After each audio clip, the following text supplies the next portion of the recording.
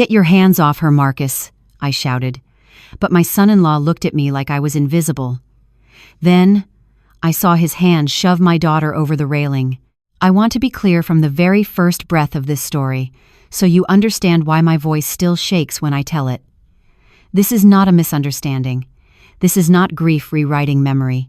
This is not an accident polished by lawyers and television smiles. My daughter was pushed. I saw it. And everything that happened after only proved who those people really were. My name is Loretta Jackson. I am 68 years old, a retired nurse from Savannah, Georgia. I am a black mother who raised her only child through night shifts, scraped knuckles, and quiet prayers whispered over a kitchen table. And on that night, on a yacht owned by my daughter's husband's family, I watched that child nearly die. The moment Marcus grabbed Aaliyah's arm, something inside me screamed. I dropped my clutch and rushed forward, heels slipping slightly on the polished deck. I reached for her, my fingers stretching, my heart pounding so hard I could hear it in my ears. "Aaliyah!" I cried. I was too slow. Marcus shoved her with one brutal, practiced motion, and I felt the air rush past me as my hands grasped nothing. She went backward over the railing, her eyes wide, her mouth open as if she were about to say, "Mama." I heard her body hit something metal, maybe the side of the hull before the water swallowed her. For half a second, the world stopped. Then I screamed. I ran to the railing and leaned over so far I thought I might fall in after her. The ocean below was black and endless, broken only by faint moonlight. No sign of her, no movement. Just the sound of waves slapping the boat like nothing had happened. "She's gone," I sobbed. My baby, my baby." I turned around and saw Marcus standing there, calm as a man waiting for valet parking. I lost myself. I rushed him, fists swinging, nails scratching, hitting his chest, his shoulders, anywhere I could reach. "Give her back!" I screamed. "You give me back my daughter!" He shoved me away easily. I stumbled but stayed on my feet, lunging again. I slapped his face hard, the sound sharp and loud in the night. That's when his father, Dr. William Whitmore, stepped between us. "Enough," he said coldly. "You're embarrassing yourself." I looked at him. This man who wore white linen and a gold watch. This man who smiled on television while talking about saving lives. Rage flooded through me. "You let him kill her," I shouted. "You helped him." Dr. Whitmore leaned in close, his voice low and dangerous. "You should watch your mouth. Accusations like that can ruin lives." I don't remember deciding to do it. My hand just moved. I slapped him across the face, hard, with everything I had left in me. The shock on his face lasted less than a second. Marcus exploded. He grabbed me and kicked my legs out from under me. I rolled across the deck, pain shooting through my hip and shoulder, stopping only inches from the railing. Inches from the same drop my daughter had just fallen through. He leaned over me, his face twisted with fury and something worse, contempt. "Stay down," he hissed. "You don't have the power to fight us. You're nothing." I looked up at him, tears streaming down my face, my body shaking. "That's my child," I whispered. He laughed. Actually laughed. "You should have taught her to know her place," he said. "You don't have our money.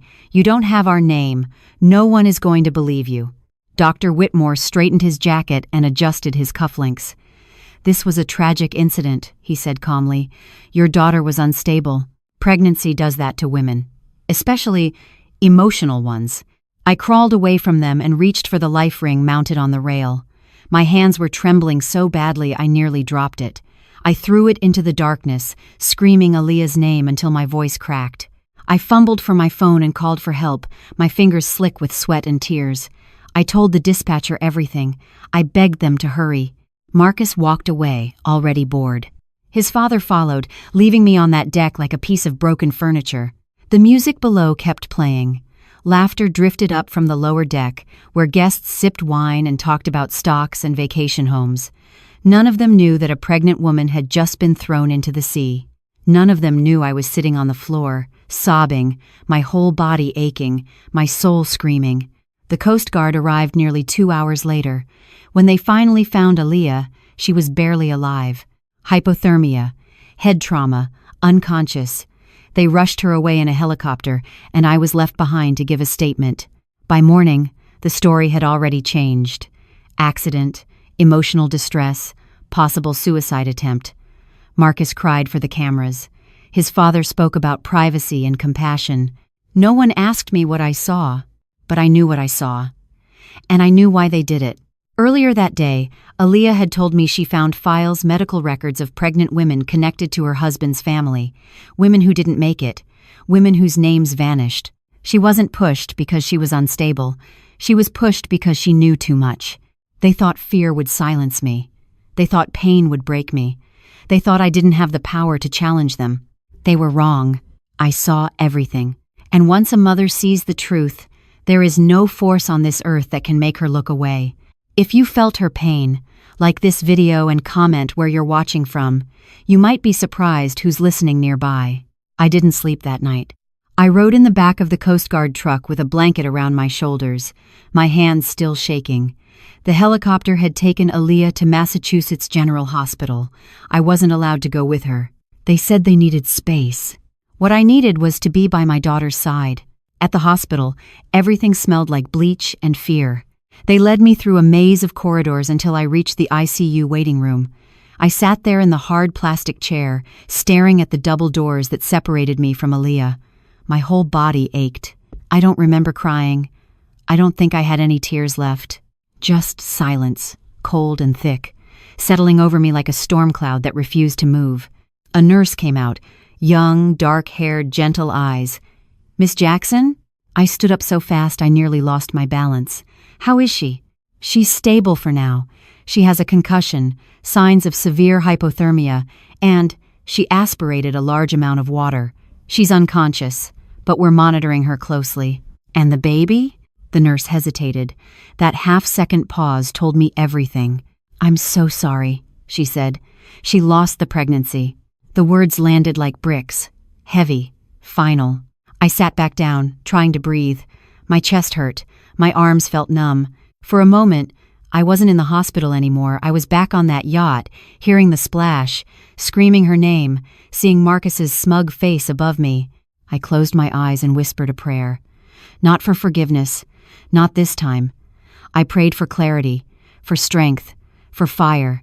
Aaliyah wasn't just a victim of violence. She was a victim of something deeper, something planned. Marcus and his father weren't surprised when she told them she was pregnant. That was what ate at me. They were ready. Like they had rehearsed it. Like they had done it before. That's when I knew. They had. They weren't shocked. They were cleaning up. I pulled out my phone and scrolled through my contacts. I passed the names of old church friends, retired co-workers, and cousins who only called on holidays. Then I stopped at one name. Nia Jackson. My niece. She'd moved to D.C. 5 years ago, got her journalism degree, and was now working as an independent investigative reporter. She specialized in corporate fraud and human rights violations, and she hated injustice more than anyone I knew. I hit dial. "Auntie?" she answered, her voice groggy. "It's 3 a.m. "I need your help, baby," I said. "It's Aaliyah." That woke her up. "What happened?" "She was pushed off a yacht," I said, barely keeping my voice from breaking. "She was pregnant, and she almost died. I saw them do it. Her husband and his father. And they're already calling it an accident." Silence. "Then where are you?" "Mass General, ICU. "I'm on my way." She didn't ask more questions. That's what I loved about Nia. When it mattered, she just moved. While I waited, I saw Marcus stroll into the waiting room with a man in a gray suit trailing behind him. He had the nerve to be holding a bouquet of white lilies.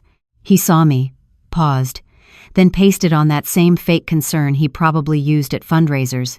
"Loretta," he said softly, "I can't tell you how devastated I am about this terrible tragedy." I stood up slowly, gripping the arm of the chair to steady myself. "Don't you say her name," I said, my voice low. "This was an accident," the lawyer cut in. "We're working with authorities. No need to escalate emotions right now." Marcus nodded like some grieving widower. "It was dark. She fell. It was horrible. I can't believe this happened." "You pushed her," I said. "I saw it." The lawyer laughed under his breath. "That's a serious accusation, Miss Jackson." "I have no time for your theater," I snapped. "You can lie to the news, to the police, to the doctors, but God knows what you did, and I do too. Marcus stepped forward slightly, his mask cracking just a little. "You think anyone's going to believe you? You're just some nurse from Georgia. I'm a Whitmore. I raised that girl with my hands," I said, "and I will burn everything down to get justice for her." The lawyer tugged his sleeve. "We're done here." They turned and left like they owned the hallway. But they didn't see Nia walk in just 10 minutes later, hoodie pulled over her braids, backpack slung over one shoulder, eyes fierce and focused. "I brought my recorder," she said. "Start from the beginning." So I did. I told her everything, every scream, every movement, every word I could remember, the deck, the wine glasses, the moment Aaliyah looked back at me before she vanished into the ocean. Nia wrote fast, her brows furrowed. "There's something here," she murmured. "They planned this. I'll dig." She took my phone and copied down every name on the guest list, every donor on the Whitmore Foundation board, every property listed under Marcus's trust. Then she did what she did best, disappeared into the data. By morning, she already had a lead. "Senator Whitmore's foundation has ties to a women's health research firm based out of Maryland," she said, showing me documents. "They pay women to participate in fertility studies." I blinked. "What kind of studies?" "That's what I'm going to find out." And I knew in that moment I wasn't alone. I wasn't helpless. They thought I didn't have power. But power doesn't always wear suits. Sometimes it wears grief. Sometimes it wears a nurse's hands. Sometimes it wears the memory of your daughter's voice and the fire that rises when someone tries to silence it. I stayed by Aaliyah's bed that night. Her face was still, her body still fighting. I held her hand and whispered stories from her childhood. The first time she rode a bike, the way she used to sing in the back seat of the car, always off-key. I promised her I would never stop fighting, because they pushed the wrong girl, and they messed with the wrong mama. I thought the worst had passed when Aaliyah was pulled from that water. I was wrong. The hospital became a war zone dressed in silence. Machines beeped rhythmically in her room, but I could hear my own pulse louder. She still hadn't woken up. Doctors said it might be days, maybe longer. The trauma had been too much for her body and her mind. I didn't leave her side. But while I sat vigil, Nia worked. Every evening, she came in with tired eyes and a laptop full of darkness. And every evening, she peeled back another layer of the truth. "You were right, Aunt Loretta," she said one night, clicking through tabs. "The Whitmore Foundation funnels money into a private medical group called Mergen Bio. It's registered as a fertility and prenatal research firm, but they don't list their research anywhere. No published trials, no board certifications, nothing." I frowned. "So what do they do?" She hesitated. "I found something buried in the public records, a pattern. Over the past 5 years, at least 6 women who were affiliated with the foundation either disappeared or suffered late-term miscarriages under unclear circumstances. 3 were interns. 2 were donors for fertility research. One was married to a distant cousin of Marcus." I stared at her. "You're saying they've done this before?" "I'm saying," she said carefully, "these aren't accidents. They pick vulnerable women young, under financial pressure, often Black or Latina. They offer money, promise resources, and then the trail goes cold." A chill ran down my spine. "They're using these women." Nia nodded. "I think they were collecting something. Eggs, stem cells, something biological. And when the women found out, or when they stopped being useful, they got rid of them," I finished, my hands clenched around Aaliyah's blanket. And Marcus knew. That's why he acted so fast. "Worse," Nia said quietly. "He was likely part of the selection, probably even recruited her." I closed my eyes. Grief and rage battled inside me. I thought of all those mothers, waiting for calls that never came. I thought of my daughter smiling, believing she was loved. That night, I started keeping a journal. Not because I wanted to remember, Lord knows I would give anything to forget, but because if something happened to me next, someone had to know the truth. I wrote down everything, every word, every time, every name. I wasn't just a mother anymore. I was a witness. 2 days later, Marcus came back. He had the audacity to walk into the ICU waiting area wearing designer sunglasses and a navy suit. This time, he didn't bring flowers. He brought a warning. "You're making a mistake," he said, pulling me aside while Nia went to the vending machine. "Talking to reporters. Digging around. You're grieving, Loretta. You're confused." I stared him down. I'm a lot of things right now, but confused ain't one of them. You're putting yourself in danger. That a threat, boy? He smiled, cold and thin. Just a reminder, we're not like you. We have lawyers, politicians, judges. You think anyone's going to listen to a bitter woman screaming conspiracy? You pushed her, I said, loud enough for 2 nurses to turn. I saw it. He stepped closer, dropping his voice. She was a liability. You raised her to be soft. She was never going to survive this family. I slapped him again, harder than before. His cheek flushed red. You might have money, I said, my voice shaking, but you don't have God, and you sure as hell don't have me scared. He turned and walked away without another word, but I could feel it, his mask was slipping. Later that night, Nia had another breakthrough. I found someone, she said, pacing the waiting room. A guest who was on the yacht that night. Retired Coast Guard captain named Walter Dempsey. He's been quiet, but I reached out. He said he remembers something. What did he see? He's scared, says Whitmore Lawyers already tried to correct his memory. But he agreed to meet. So the next afternoon, I sat across from an old man with white stubble and sunburned skin in a quiet diner near the wharf. He stirred his coffee with shaking hands. I know what I saw, he said. Your girl didn't fall. She was cornered. They pushed her. Can you say that publicly? Nia asked. I tried. The lawyers came fast, said I was mistaken, said I'd had too much wine, but I hadn't. I was on the upper deck. I saw the whole damn thing. Tears stung my eyes. Would you testify? I asked. He looked down, ashamed. I want to, but I got grandkids, a mortgage. I know what they can do. They're already doing it, I said. To other girls. My daughter might live, but what about the next one? He didn't answer. He didn't have to. I saw it in his face the way guilt eats a man from the inside out. Before we left, he slipped a napkin into my hand. Scribbled on it was a second name. She was there too, he whispered. She might talk. Back at the hospital, Aaliyah was still unconscious. But when I leaned in that night and whispered that I was fighting for her, that we had people, witnesses, that Nia had found something, her hand twitched. Barely, but enough. I kissed her forehead and sat back. You rest now, baby, I whispered. Let Mama do the heavy lifting. We had momentum. We had a witness. We had a name. And we were only getting started. I used to believe that the worst kind of evil was loud, the kind that shouted, threatened, broke things. But I was wrong.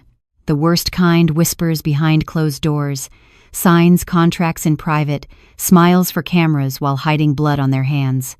And that's the kind we were dealing with. Nia arranged the meeting with the woman from the napkin. Her name was Vanessa Poe, late 30s, soft-spoken, almond skin, with eyes that darted like she was always checking for shadows.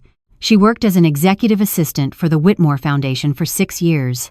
We met her in a park outside of town where children's laughter covered our voices and no one looked twice at 3 black women sitting on a bench with coffee cups. Vanessa lit a cigarette with shaking hands. I've been trying to forget, she said, but it keeps me up at night. You worked with them? I asked gently. I organized fundraisers, coordinated speaker events, handled paperwork they didn't want public. What kind of paperwork? Nia leaned forward. Vanessa took out a flash drive and held it like it was radioactive, the kind that ruins lives. She handed it to Nia, then looked at me. Your daughter, she was on a list, not by name, but a code. But I remember the photo on the file. I asked Marcus once what it meant. He said it was a monitoring list for high-potential donors. I felt my stomach turn. Donors? Vanessa nodded. Women they wanted to track. For genetics, for reproductive value. Some were approached with internships, others with scholarships. If they got pregnant, they were watched closely. Some pregnancies were terminated.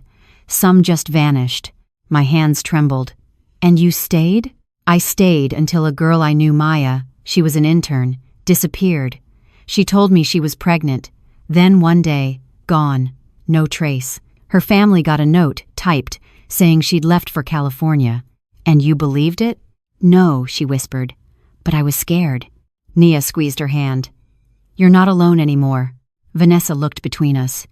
If you expose this, they'll come after you. They already have, I said. She hesitated, then added, There's a safe in the Whitmore Foundation office, hidden behind a wall panel in Charles Whitmore's study. If it's still there, that's where the original contracts are. After she left, Nia and I sat in the car, watching her disappear into a crowd of joggers. "She's brave," I said. "So are you," Nia replied. That night, Nia backed up the files. She had contacts at 2 news outlets, one in D.C., one in Boston, willing to review the materials. But she warned me, "It's not enough yet. It's compelling, but they'll say it's faked. We need physical evidence, someone inside." That's when I made a decision I didn't tell her yet. I was going to that office myself. Meanwhile, Marcus was on TV. The local news showed him giving a press statement from the steps of the family's estate. He looked polished, remorseful. Behind him stood his mother, his PR lawyer, and an American flag. "We are heartbroken by the recent incident involving my wife," he said smoothly. "It was a tragic accident. My family is cooperating with investigators fully. We ask for privacy and healing during this time." I watched the screen in the hospital lounge, teeth clenched. He called it an incident. My daughter was in a coma. Her baby was gone, and he was out there framing her as unstable. Later that day, I saw the damage in real time. A nurse approached me with a folded tabloid magazine. "Miss Jackson, I think you should see this." On the front cover was a blurry photo of Aaliyah, taken from her Instagram, laughing in a red dress. The headline read, "Wife of Marcus Whitmore had history of mental health struggles. Sources claim she may have jumped." My knees nearly gave out. I read the article. Lies stacked on top of lies. A source close to the family said Aaliyah had emotional swings, that she struggled with pressure, that she'd talked about needing space. None of it true. It was character assassination. And it was working. I walked back into her room, sat beside her, and held her hand. "They think they can rewrite you," I whispered, "but I won't let them." That night, I wrote every journalist whose byline I could find. I posted publicly about Aaliyah's story. I knew it was risky. I knew the lawyers would come, but I also knew silence was what they were counting on. Nia warned me, "They'll retaliate." "Let them try," I said. "They're not the only ones with voices." And we weren't. The next day, a stranger came to visit. A young woman with tears in her eyes. "My sister interned for the Whitmores 2 years ago," she said. "She disappeared too. Nobody ever believed me, but I read your post. I think you're right." We hugged in the hallway like survivors of the same fire. More messages came in. Women from across the country, some anonymous, some angry, all terrified. Marcus and his family had built a web, and it was starting to unravel. But I knew what they'd do next. They would try to silence us the old-fashioned way. With threats, with lawyers, with fear. I wasn't going to wait. I was going to strike first. And I knew exactly where to start. I hadn't broken into a building since high school, and even then it was just to retrieve my nephew's science project from the locked gym. But this was different. This time, I was breaking into the Whitmore Foundation's headquarters, not to steal, but to reclaim the truth. I waited until Sunday evening. The building downtown Boston was closed, the streets half empty. I wore black from head to toe, my curls tucked into a scarf, glasses swapped for contacts. Nia wanted to come, but I told her no. If this went south, only one of us needed to carry the consequences. I walked through the alley behind the foundation building. Nia had discovered the cleaning crew used a side entrance and left around 7:30 p.m. I waited until I saw them pile into a van, then slipped through the closing gate just before it locked. Inside the alley, I found the service door Nia had flagged on the floor plan. She'd coached me on disabling the keypad, a basic magnetic lock with a factory reset. My hands shook, but after 3 tries, it clicked open. The hallway was dark, quiet, the kind of silence that feels staged. I moved fast, following the plan. Down the corridor, up the stairs, 2nd floor Charles Whitmore's office. I found it just as Vanessa described. Mahogany door, brass handle, a family portrait above the desk with all of them smiling like they hadn't built a business on the bodies of young women. I locked the door behind me and scanned the room. Behind the bookshelf. 3rd panel from the left. I pressed gently, and it gave way, clicking open to reveal a small, recessed safe. Just like she said. I took a deep breath and slid the flash drive Nia gave me into the scanner slot. She'd guessed the code Whitmore's birthday and rigged the drive to run an override script. It whirred. The safe popped open. Inside were rows of folders. Manila, crisp, labeled by date and initials. I grabbed what I could, files marked with D, N, and subject, viability risk, anything that looked medical or financial.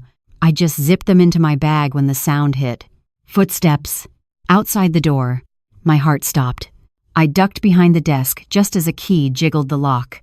The door creaked open. Light spilled in. 2 sets of shoes, men's dress shoes. A voice. Deep. Familiar. Marcus. "We'll move the records tomorrow," he said. "No reason to leave them here with the media poking around." Another man grunted. Probably a lawyer. "You sure no one's made copies?" "They wouldn't dare." "That old woman? She's just making noise." My hands clenched. "We bury this story now," Marcus continued. "Control the headlines. Spin the narrative. Aaliyah's unstable. She lied about the pregnancy." "She didn't lie," I whispered under my breath. I held still as they walked past the desk, grabbed a few files from a cabinet, then exited without noticing me. I waited a full 5 minutes after the door shut before moving. When I stepped into the hallway, it was empty again. I ran. Out the stairs, into the alley, across the street into the safety of Nia's car. She was waiting, engine running. "Did you get it?" she asked, eyes wide. I held up the bag. I got it. That night, we scanned every page. What we found made my stomach turn. There were contracts, documents with code names, medical notes, consent forms forged with fake signatures, internal memos discussing genetic anomalies, subject compliance, and embryonic tissue recovery. Some pages even had headshots, grainy but unmistakable. One was Aaliyah. Another was Maya, the intern, who vanished. I cried that night. Not just for my daughter, but for every girl who trusted that foundation with their bodies, only to be treated like raw material. And I cried because I finally had proof. Real, undeniable proof. The next morning, I went to the hospital early. I hadn't told Aaliyah I was leaving the night before.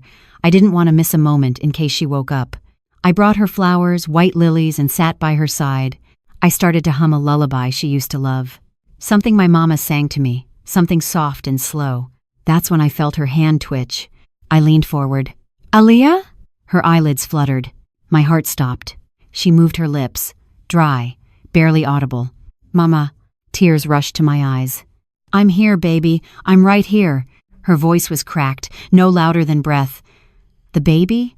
I took her hand, held it tight. My lips trembled. "No, sweetheart, the baby's gone." She turned her head slowly. A tear slipped down her cheek. I tried to fight." "You did," I said. "You survived. You're here. And now it's our turn." She nodded, her face twisting in pain. "He said I was just one of many." My grip tightened. Not anymore. That night, I called a lawyer. Not one of their lawyers. Mine. And I made an appointment with every journalist who would listen. The fire was lit. And I wasn't about to let it die. I didn't sleep that night. I sat in the kitchen with Nia, the files spread across our small wooden table, coffee going cold in our mugs. The hum of the refrigerator was the only sound between us. Every few minutes, I'd pick up another document, as if reading it one more time would change what it said. It never did. They used those girls like livestock. Subjects, specimens, test cases. And the way they wrote about it like it was just business. Just figures and charts and projections. Not lives. Not babies. I finally looked up at Nia. "We need a journalist who's not afraid of the Whitmores, someone who's not tied to a network, someone with a spine." She nodded. "I know just the person."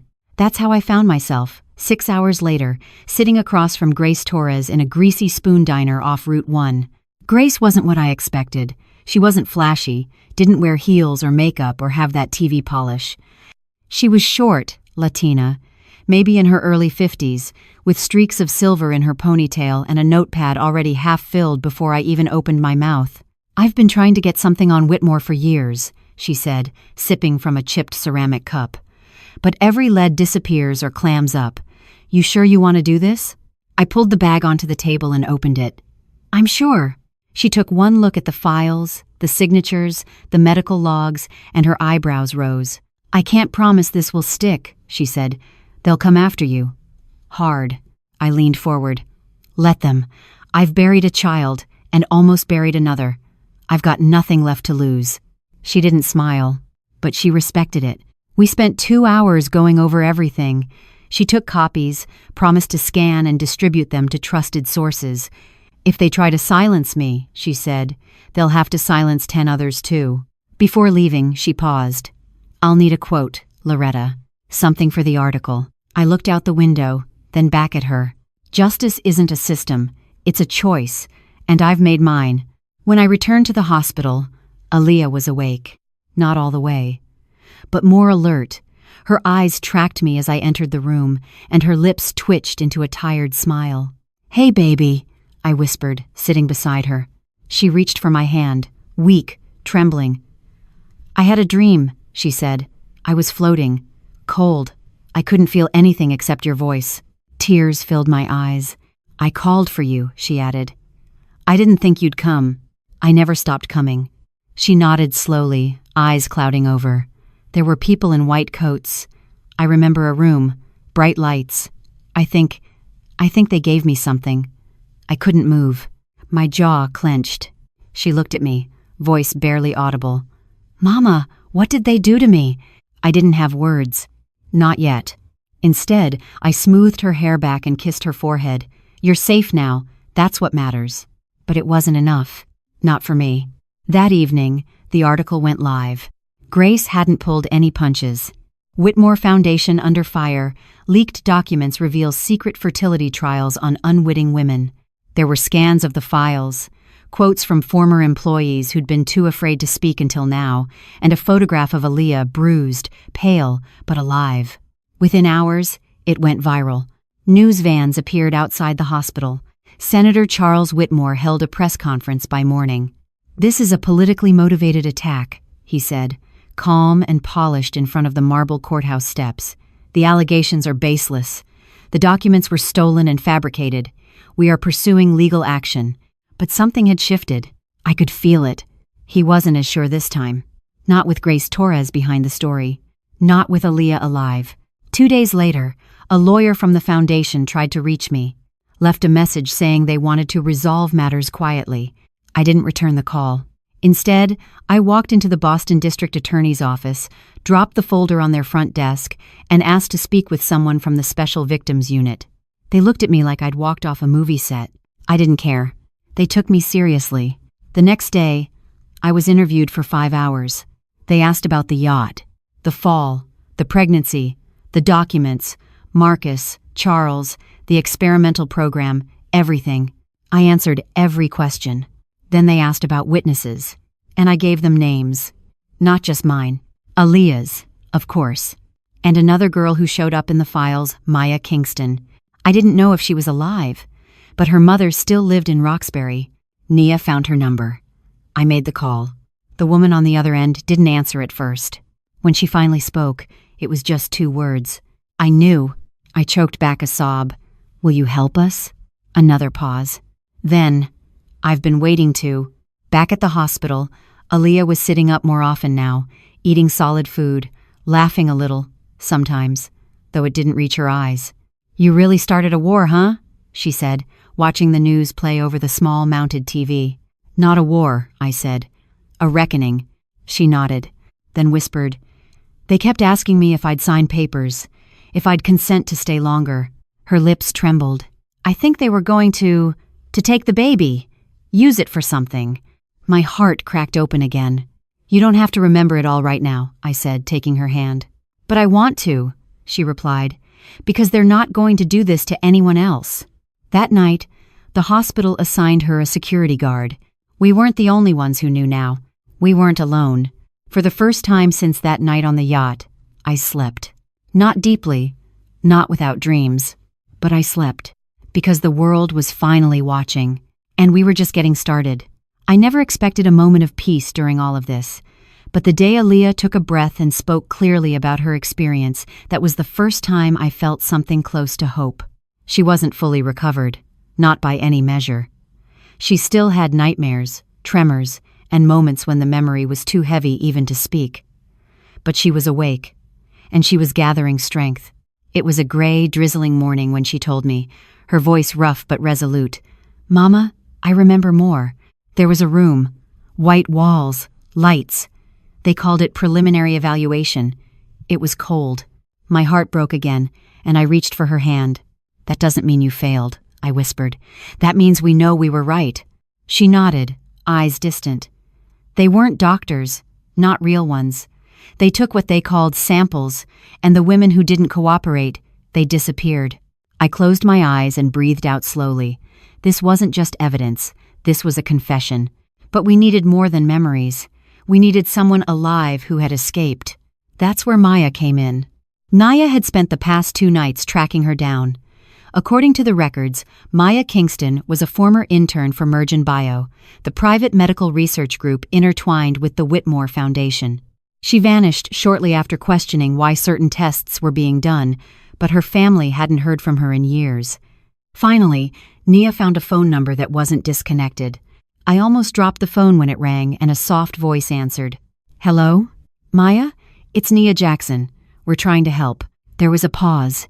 "I've been so afraid," she whispered. "I don't want them to find me." "You're safe," I said, my voice gentle but steady. "We know what they did. We want you to help tell your story." Another pause. "I have nothing to lose now," she said, her voice trembling. "They took everything from me anyway." We arranged to meet her in a small cafe in New Bedford, that way she wouldn't be recognized by the cameras or reporters who had started to tail us everywhere.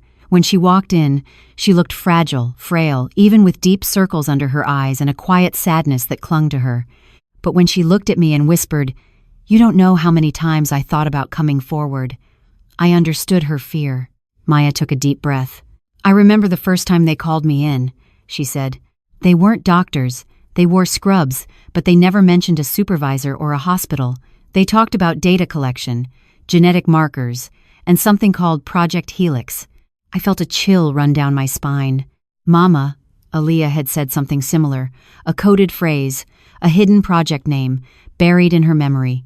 "They'd take us in one by one," Maya continued, "run tests, show us numbers and graphs.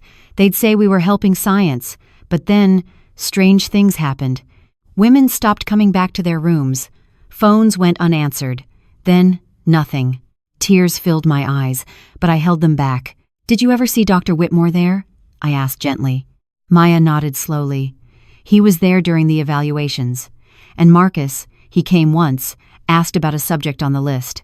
That was before I disappeared." My heart hammered. "That's proof," Nia said, leaning forward. Maya exhaled shakily. "I still have something," she said, pulling out a small envelope from her purse. "This was in my car, hidden. I think they forgot it." She handed it to Nia. Inside were pages of notes handwritten, chaotic, full of names, dates, and cryptic annotations about participants in the research. One name jumped out at me, Aaliyah's. I reached out and took Maya's hand. "You did the right thing," I said softly. She nodded, trembling. When we left the cafe, I called the DA's office and arranged for Maya to give a statement. For the first time, it felt like the foundation of lies was cracking wide open. But of course, nothing worth fighting for happens quietly. By mid-afternoon, the media caught wind of Maya's presence. Paparazzi and reporters swarmed the cafe parking lot. They shouted questions. Lights flashed. Maya's face turned pale, but she stood tall. "I'm telling the truth," she said into the nearest microphone, her voice wavering but clear. "I was there. They experimented on us. They lied. They hurt us." It was the headline every news outlet picked up by evening. Former intern breaks silence. Whitmore projects linked to unethical research on women. Senator Charles Whitmore released another statement soon after. "We deny all allegations. These claims are unsubstantiated. We are cooperating with authorities and will pursue legal recourse against defamation." But nobody believed it this time. Not when witnesses were coming forward. Not when there were documents, files, names, and now a living person who had walked away from the nightmare. At the hospital that evening, Aaliyah was awake and alert. They had moved her to a regular room. She was eating soup, watching the news coverage on a tiny TV mounted in the corner. When the report about Maya flashed across the screen, she paused, then whispered, "That was me. That could have been me. I put my hand over hers. "You're not alone," I said. She nodded, tears in her eyes. And just then, the phone rang. It was the DA. "We're expanding the investigation," the voice on the other end said. "We have enough probable cause to issue subpoenas for internal records at Whitmore Foundation, Merchant Bio, and related entities. We also want to speak with more potential witnesses." My hands were shaking. "That's good," I said. "That's very good. And Miss Jackson," the DA continued, "we'll need your full testimony too, in person." I swallowed hard. "Yes," I said. "I'll be there." After hanging up, I looked at Aaliyah and saw something in her eyes I hadn't seen in days: determination. Not just survival, but justice. That night, we prayed together. Not for ease, not for peace, but for truth. The path ahead would be long and painful, but we were ready. Because for the first time since that night on the yacht, the world was finally beginning to listen. I didn't know how loud silence could be until the morning I walked into that courthouse. The marble floors gleamed underfoot, a testament to power and tradition. In most people's minds, places like that represent justice-balanced scales, blindfolds, wise judges. But I knew something else about courts. They are a battlefield where the loudest story often wins. I was about to give them a story they could not ignore. I arrived early. Nia was already there, laptop in hand, eyes sharp and focused. We sat in the hallway, watching suited lawyers hurry by, reporters lining up like commuters waiting for a train. The weight of every camera lens felt like judgment or expectation. When they called my name, I walked forward with my head held high. The room was bigger than it looked on television, filled with people in muted suits and hushed whispers. The judge, stern and composed, nodded for me to sit. The defense attorney, a tall, slick man with a perfect tie and an attitude that oozed confidence, gave me a polite smile that didn't reach his eyes. "Miss Jackson," he said coolly, "we understand this is difficult. We're here to ensure all testimonies are properly examined." "I'm here to tell the truth," I replied. "Everything I know." I took a breath. I explained, in slow detail, the night of the yacht, how Aaliyah was pushed, my attempts to stop it, the reactions of Marcus and his father. I saw the lawyers shift in their seats. I saw the judge raise an eyebrow. I saw nothing but truth. Then I laid out the documents, the safe in Whitmore's office, the files showing participation lists, the testimonies from Maya and other women.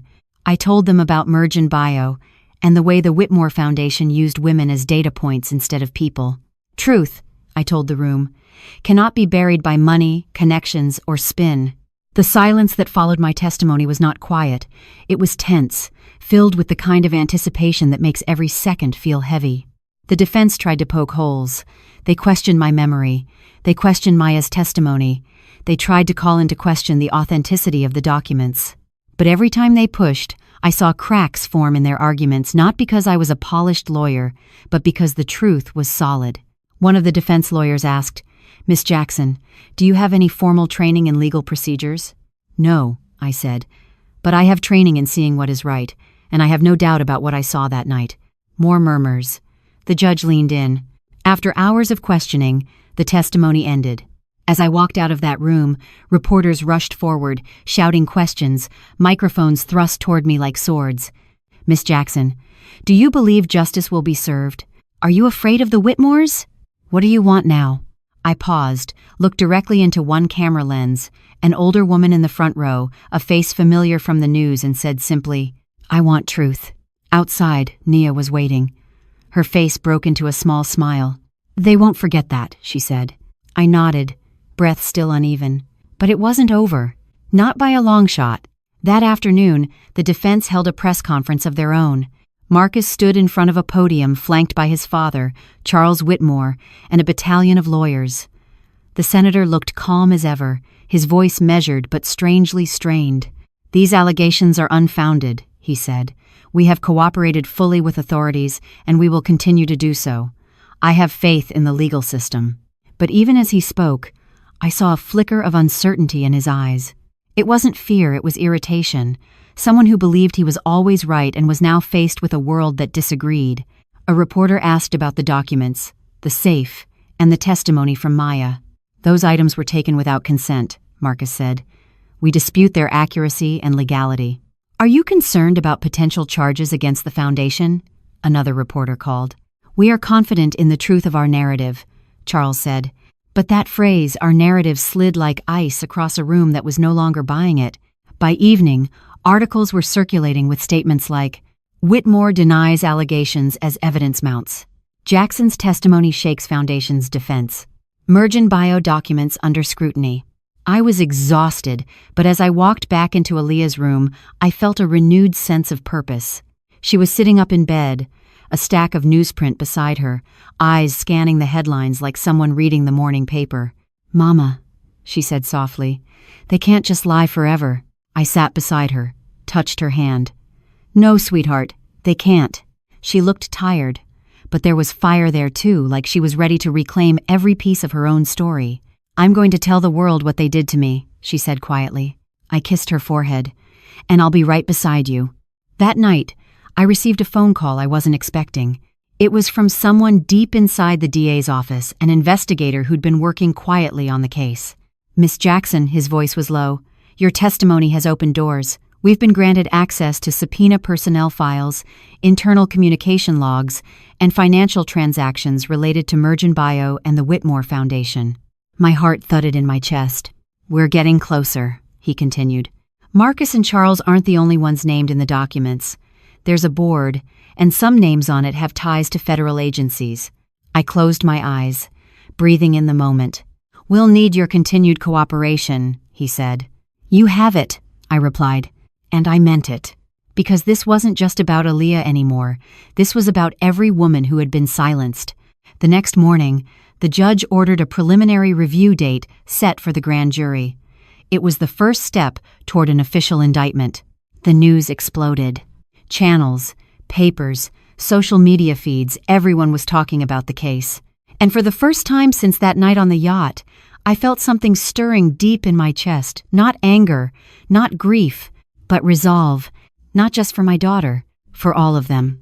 I looked at Aaliyah that day, watching her read another headline with a thoughtful expression. Mama, she said, thank you. And in that moment, I knew we were no longer just fighting. We were winning the right to be heard. I woke up before sunrise, the sky just a shade lighter than the night it replaced. Some mornings I still expected to see Aaliyah there, curled up in her old blanket with a sleepy smile. Instead, I found her already awake, cup of tea in hand, staring at her phone like it held the weight of the world. Morning, I whispered. Morning, she replied, eyes heavy but determined. They posted the new subpoenas. I reached over to see scroll after scroll of headlines, all variations on the same theme. Whitmore Foundation facing increased legal pressure. DA expands probe into Mergen Bio. Whistleblowers report pattern of deception and unethical trials. I felt a flicker of something I hadn't felt in a long time, not just relief, but momentum. We didn't speak much. Words were unnecessary. We both knew what we were fighting for. We dressed quickly and headed to the hospital cafeteria for breakfast, something real, something grounding, grits and eggs, tea strong enough to wake the dead, our silent ritual. Then Nia arrived with the first real breakthrough in days. You're going to want to hear this, she said, sliding into the booth across from us, laptop open, eyes wide. What is it? I asked, bracing for impact. We found another witness, a former cleaning crew member from the research labs. She saw women being moved into areas no one on the floor plan acknowledged. She saw files, and she heard conversations. I leaned in closer. Emails, Nia continued, between Charles Whitmore and board members. They talk about supplies, quotas, and participant retention. They never intended those women to leave. I felt a cold rush at the word retention. It was euphemism like calling violence training. But we had it in their own words. Where is she? Aaliyah asked. She's willing to talk, Nia said.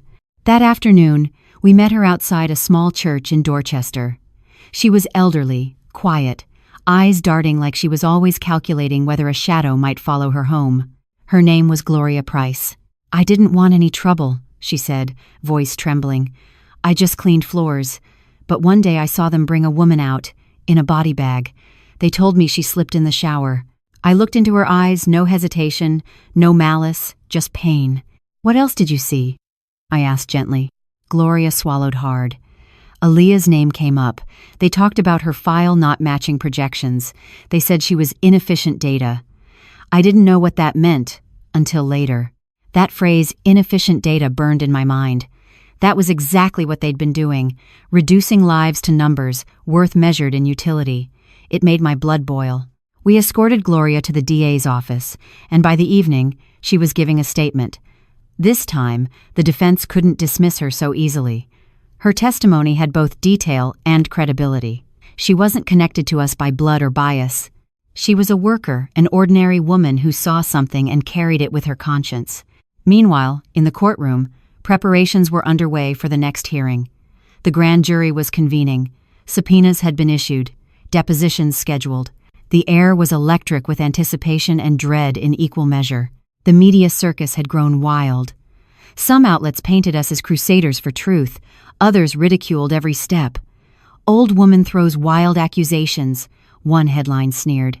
"Whitmore reputation unjustly tarnished," another said. The spin was relentless, and it was exhausting. But every time doubt crept into my thoughts, every time I felt tired or overwhelmed, I looked at Aaliyah. Her resilience was becoming something extraordinary. She still bore the marks of what had been done to her, her strength not yet fully returned, but she was lucid, sharp, unafraid to speak her mind. She once told me in a quiet moment, "Mama, maybe this is why I survived." I didn't argue. She was right. This wasn't just about survival anymore. It was about purpose. On the morning of the hearing, we dressed in suits, hers a tiny bit loose from weeks in a hospital bed, and we walked into the courthouse with our heads high. Inside, the atmosphere was different this time.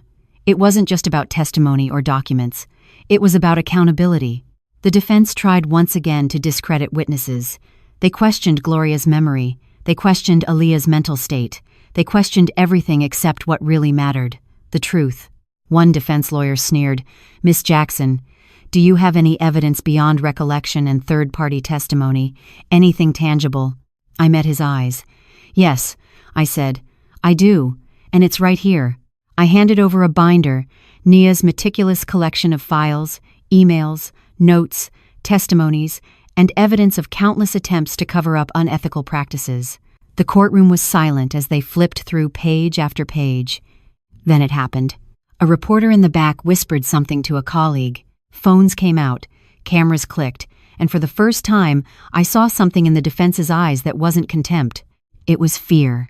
Not just fear of exposure, but fear of being outrun by truth. Aaliyah was called to stand. She walked without hesitation, even though just months ago she could barely lift her head. She told them about the room, the lights, the tests. She told them about the fear. She told them about the women who disappeared. Her voice was soft, but there was steel in it. "I trusted them," she said. "I thought they were helping me, but they were using me." Her testimony didn't need theatrics. It needed honesty, and she gave it. When she finished, I hugged her gently. I whispered, "You were brave." She looked up at me with moist eyes and said, "I want justice for them all." And I knew then we were no longer fighting for just one woman. We were fighting for every woman who had ever been told her value was measured in utility rather than humanity. After the hearing, as we walked out, reporters swarmed again, but this time their words weren't sharp arrows. They were questions about reform, about accountability, about the power imbalance between ordinary people and powerful institutions.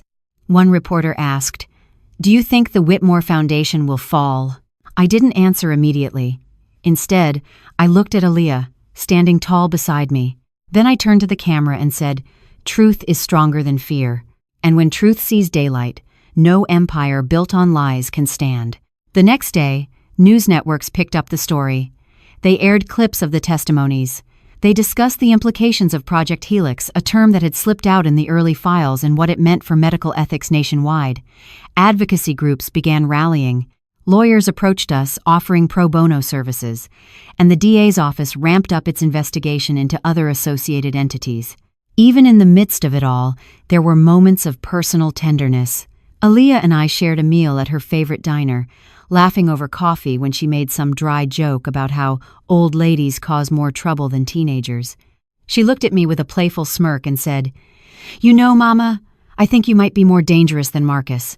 I laughed, a hearty laugh that felt like a release of years of tension. Dangerous? Maybe, but righteous. And that was enough. Because at the end of the day, we weren't just fighting. We were prevailing, and we hadn't even reached the finish line yet. I woke before the dawn, the sky still dark, but my mind was wide awake. Today wasn't just another hearing, it was a turning point.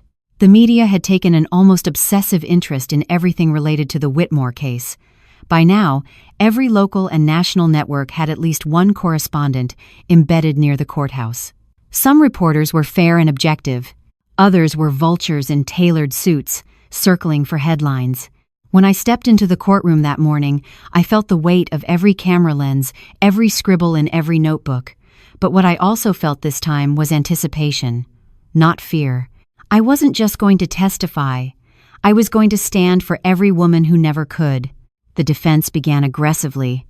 Marcus's lawyer, a polished man with a voice like velvet, tried to frame the narrative as a battle between a grieving mother and wealthy elites, a version that painted us as unstable and dramatic. "You must understand," he said, pacing in front of the jury, "that these allegations are serious and disruptive. Miss Jackson's claims, while emotional, lack corroborative validity and pose a risk of defamation against my clients." I watched the jury closely. They were listening, not dismissing, listening. When it was my turn, I didn't hesitate. "I am a nurse," I began, "and I know what fear feels like. I know what truth looks like when it stands barefoot in front of you." There was a quiet murmur in the room. I continued. "My daughter was pushed because she found too much. She saw something in files she wasn't meant to see. She discovered how women were being used and discarded. And when she asked questions, when she sought answers, they saw her as a threat. I didn't need theatrics. I didn't need embellishment. The truth carried itself. Then, I laid out the series of events that had unfolded since my daughter's fall from the yacht. Maya's testimony, Gloria's account, the documents from the safe, the emails implicating board members in unethical research. Each piece built upon the last, weaving a tapestry that was too detailed to be dismissed as fiction. But as strong as our evidence was, the Whitmores had more than money. They had connections. As the trial progressed, the defense brought witnesses tied to political power state representatives, with voting records backing Charles Whitmore's campaigns, donors who vouched for the foundation's charitable work, and experts who cast doubt on the ethics of leaking corporate files. At one point, a lawyer for the defense pulled out a framed photo of Senator Whitmore with influential politicians and quoted endorsements from prestigious institutions. "They have done good work," the lawyer said. "You cannot build an entire accusation on the words of a few disgruntled associates."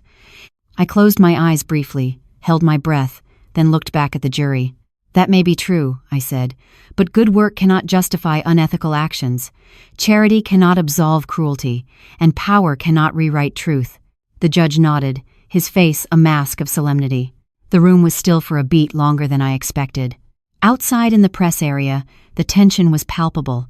Reporters were feverishly taking notes, trying to parse every word spoken inside the courtroom. By lunchtime, the television screens in every bar and diner in Boston were broadcasting clips from the morning session. Some commentators supported our stance, calling for accountability and oversight of private research. Others questioned the motives and methods, pivoting toward debates on privacy, property rights, and corporate integrity. It was overwhelming, but it was also revolutionary. Not everyone would agree with us. Not everyone would see the truth clearly. Some would be too invested, too conditioned to trust wealth and reputation over lived experience. Still, every conversation sparked by the trial, pushed the needle. When Aaliyah saw the coverage later that day, she sat up in her hospital bed, remote in hand, eyes following every clip. "They're trying to distract," she said quietly. "They're focusing on politics, not actions." I nodded. She was right. These weren't just legal maneuvers, they were strategic diversions designed to confuse the public, muddy the waters, and protect the Whitmore legacy. That evening, we met with our legal counsel, a team assembled by advocacy groups who believed in our cause. They brought fresh analysis of the defense's tactics and suggested new avenues to tighten our case. "Focus on the emails," one attorney said. "They're the weakest link in the defense strategy. Those messages were internal, candid, and damaging. There's no plausible deniability. So we dig deeper? I asked. That's right, he said. We follow every thread, trace every signature, and expose every connection to public oversight. Nia was already pulling up additional files on her laptop, her eyes bright with focus. This is bigger than just one foundation, she said. We're talking about systemic exploitation, patterns that could expose similar operations elsewhere. I felt something settle inside me, determination with purpose. We ate dinner together in a small cafe near the hospital, the kind with checkered tablecloths and strong coffee. I watched Aaliyah take her first solid meal in weeks, a sandwich with melted cheese and a side of soup. She seemed more herself with every bite, more anchored in reality and in her mission. "Mama," she said between sips, "I want to testify again. I want them to hear me fully." I reached across the table and squeezed her hand. "You will," I said softly. "And the world will hear you." She nodded, eyes steely. Later that night, I stood by her bed, brushing her hair back gently. Her face was soft in the dim light, her breath slow and even. The fight ahead was daunting, but we had already come too far. I whispered a prayer not for an easy victory, but for courage. Because this was not just about truth. It was about redefinition. It was about reminding a world that power might be loud, but truth, when spoken by the brave, echoed far beyond any courtroom. As I turned off the light and closed the door behind me, I felt a sense of readiness settle in my bones. We were prepared for whatever came next, and we were standing tall. I didn't realize how powerful pressure could be until the defense started fighting back with a strategy that wasn't just about denial but distortion. The morning of the 11th hearing, the courthouse steps were flooded with media again. Reporters argued over microphones, shouting questions into cameras that blared live across social platforms. On the defense side, high-profile pundits and PR operatives gathered in force, ready to guide public opinion away from substance and toward sensational distraction. Inside the courtroom, the air felt charged like a storm waiting to crash. Marcus and Charles Whitmore sat side by side, neat and composed in their tailored suits, radiating a confidence that was almost rehearsed. They weren't just defending reputations, they were defending an empire. As the hearing began, the defense brought forward a series of character witnesses, wealthy philanthropists, respected board members, and even a few well-connected politicians. They praised the Whitmore Foundation's contributions to children's health initiatives, scholarships, and community development programs. They emphasized its positive public image, its awards, and its supposedly transparent research ethics. It was impressive, well-polished, and designed to make a jury question whether all the allegations had been blown out of proportion. One witness, a retired pediatric surgeon, spoke about the foundation's sponsorship of free health clinics in underserved areas.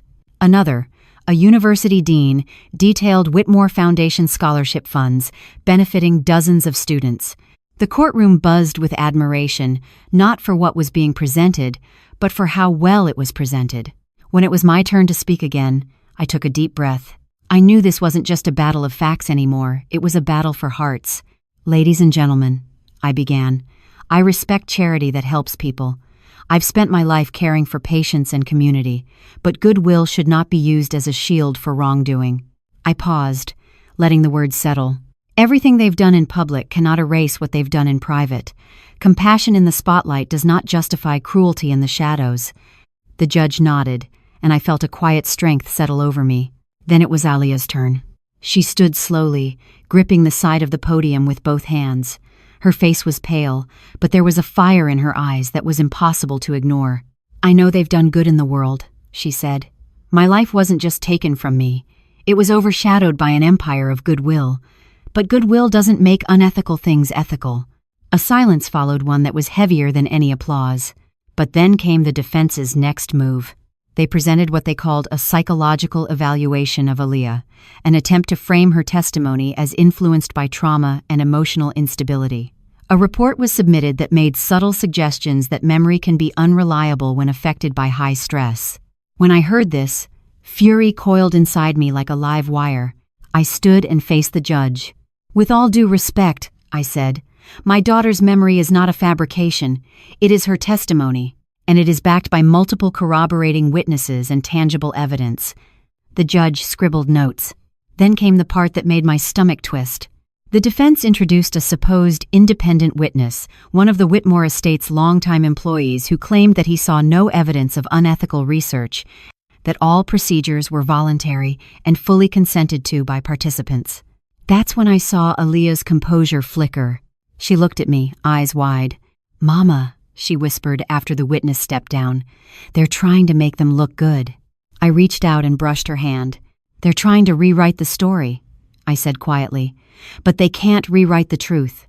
When the hearing adjourned for a brief recess, reporters swarmed us once again.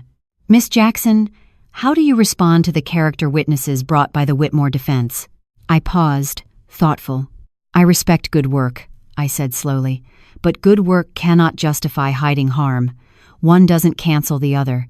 You can't plant flowers to cover broken bones." Behind me, Nia was already nodding, having caught every angle on camera. We returned to the hospital later that afternoon. Aaliyah rested in her chair beside her bed, wrapped in a blanket, watching the news cycle scroll by. "They made it about politics and prestige," she said. "They're trying to turn this into a PR battle, not a justice claim." "I know," I said. "They're professionals at spinning narratives, but we have the truth and the evidence." That night, we met with our attorney again. "We expected pushback," he said, reviewing the defense's latest filings. "This is escalation.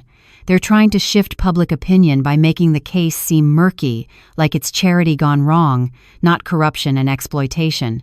He drilled into the emails and files we'd gathered, looking for inconsistencies in the defense's version of events.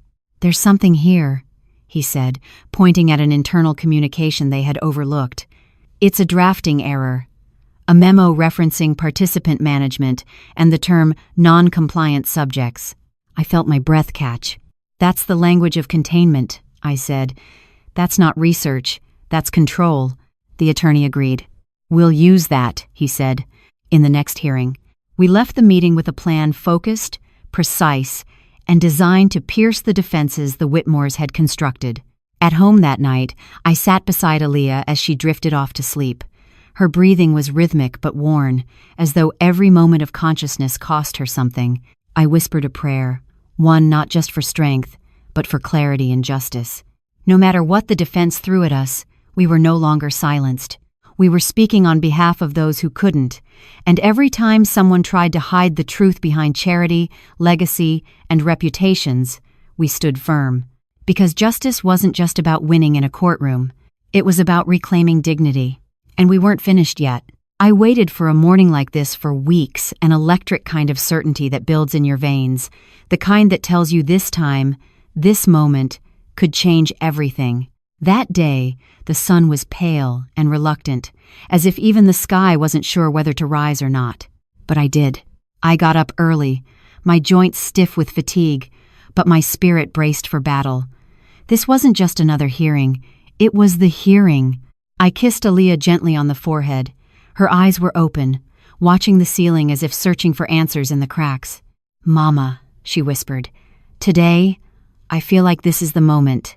I smiled, though it was fragile, like the smile of someone who knows the storm is still coming, but the wind has just started to change. When we arrived at the courthouse, the air was thick with cameras and commentators, some with lined faces that matched mine, others youthful and eager, like beetles drawn to light. But something was different today. The tide had shifted. People weren't just eyeballing headlines, they were searching for truth. Inside the courtroom, the atmosphere was taut. Even the judge's stern gaze seemed softer, more attentive. It was as if the weight of the world had shifted into that room. Our attorney rose first. "Your Honor," he began, voice firm, "we wish to introduce new evidence that directly contradicts the defense's claims of ethical oversight." He handed a binder, thick, weighty, and full of the kind of proof even the most elaborate PR machine couldn't drown. I recognized those pages instantly. Emails exchanged between board members of the Whitmore Foundation.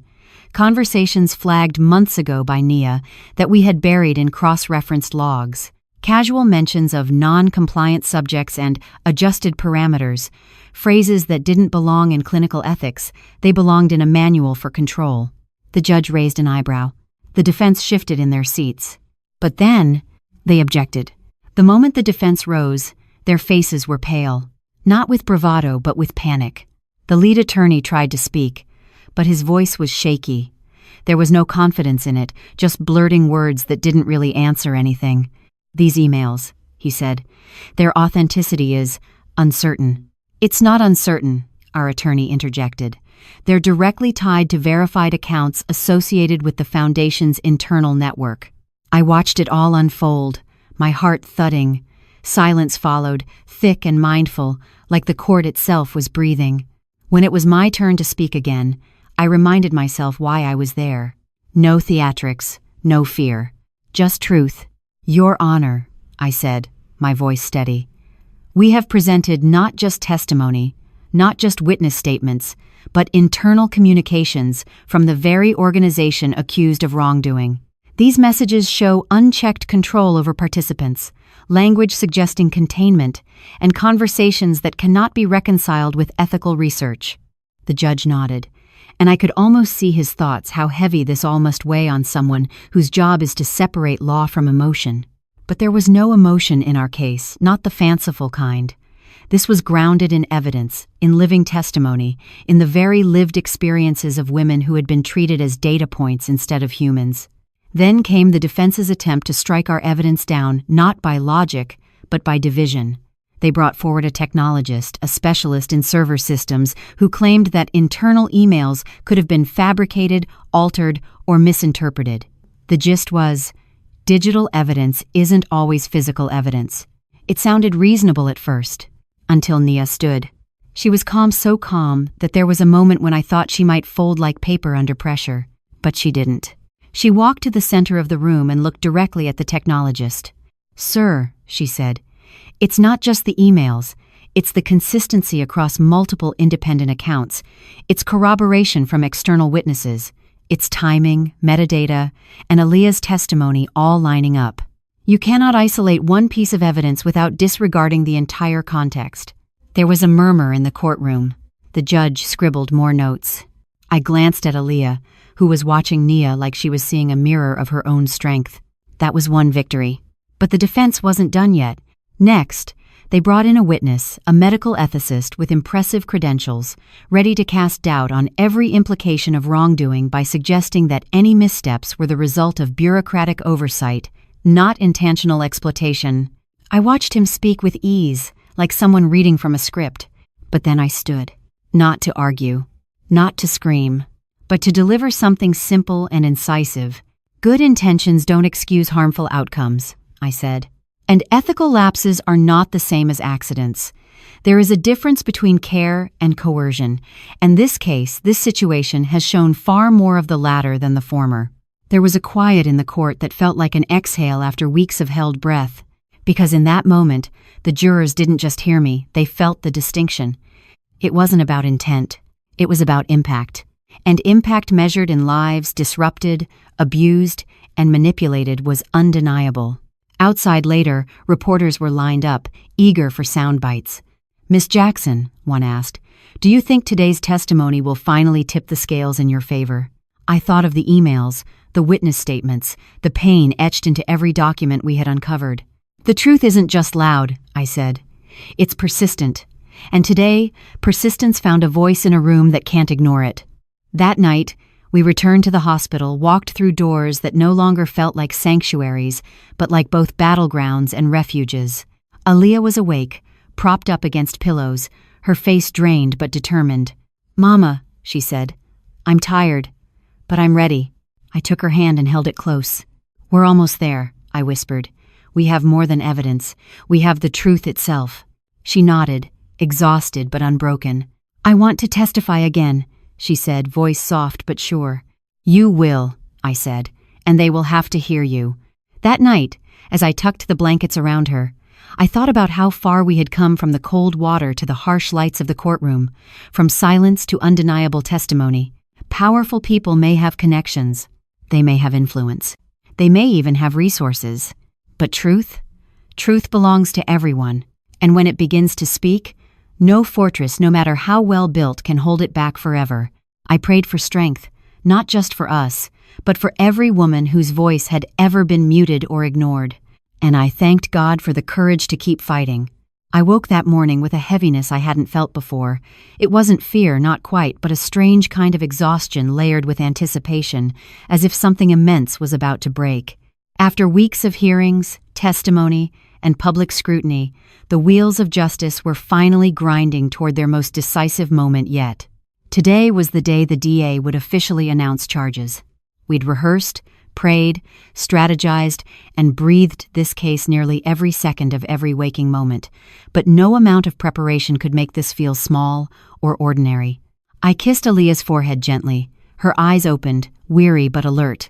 "They're calling it a landmark case," she muttered, reading headlines on her phone like a litany. "But that's not why we're here." "No," I said softly. "We're here because truth doesn't hide just because someone wants it forgotten." The hospital room was quiet. Just us, the faint hum of machines, and the distant echo of footsteps. When we arrived at the DA's office, there was an unmistakable buzz in the air. Reporters clustered outside the doors, microphones ready. Cameras were set up as though anticipating a verdict before testimony even began. I felt a flicker of nerves, but I breathed it out. This was bigger than nerves. This was purpose. Inside, the prosecutor greeted us with solemn eyes and a firm handshake. "Miss Jackson, Aaliyah, thank you for being here," he said gravely. "Today, we are filing official charges against Charles Whitmore, Marcus Whitmore, and the Whitmore Foundation, specifically for unlawful human experimentation, coercion, and other related counts." My heart pounded. I looked at Aaliyah, whose face reflected a mixture of relief and solemn understanding. This wasn't just a headline anymore. This was action. As we walked out into the bright sun, reporters rushed forward. "Miss Jackson," one shouted, "do you think justice will be served?" I paused, blinking against the glare. "Justice isn't a single event," I said. "It's a process. And today is just one part of that process. But it's a step forward for every woman who's ever been silenced." The press exploded with cameras and questions, but we walked on, held firm by the weight of what had just been accomplished. But within days, the defense launched their most aggressive strategy, yet a counterattack focused not only on undermining evidence but attacking us. They filed their own motions, accusing Loretta and Aaliyah of defamation, emotional distress, and even instigating false narratives for public sympathy. One defense attorney stood at a podium on national television and proclaimed, "Public opinion should never be substituted for factual evidence. Miss Jackson and her daughter have repeatedly manipulated the media for attention." I watched the clip later with Aaliyah, feeling a spark of dismay. "They're trying to make us the story," she murmured. "They're scared," I replied. "Truth threatens those built on lies." But the slanderous momentum was perilous. News outlets began spinning the defense narrative, insinuating that we had motives beyond justice, that we were seeking fame, that we had altered documents, that the case was driven by emotional theatrics rather than substance. The entire country seemed to be watching, not just listening, but arguing, debating, splitting into factions. One day, a tabloid even claimed, "Victim or villain, the Jacksons in the eye of a legal storm." I remember reading that headline and feeling something tighten in my chest, hurt, indignation, disbelief, but then something else settled in. Resolve. If the world was going to try to rewrite our story, then we would make sure truth was the narrative that could not be denied. So I went back to the files, every document, every email, every testimony. I combed through metadata, cross-checked dates, and consulted with forensic analysts. What I found was small, but powerful. A timestamp. A tiny anomaly buried within a series of server logs, one timestamp that placed one of the Whitmore internal emails before the defense claimed the draft was written. That meant the board's denials were false. That meant their narrative was contradicted by their own systems. I brought it immediately to Nia. She stared at the data, eyes widening. This could be the smoking gun," she whispered. "It proves intent," I said. They scripted their defense around lies. We presented it to the DA's office, who were both astonished and invigorated by the discovery. "What you've uncovered," the investigator told me, "could flip the defense strategy. This is not just a detail, it's a contradiction from within their own fortress." I felt a surge of vindication, but I didn't celebrate. Not yet. I took the new data and wrote a statement short, precise, and truth-packed. When truth is backed by evidence, it cannot be refuted by rhetoric. This timestamp proves the defense narrative is not only flawed, it is false. By the evening, that statement was circulating alongside news of the official charges. Even some conservative networks began reporting on the timestamp revelation as a major legal pivot point.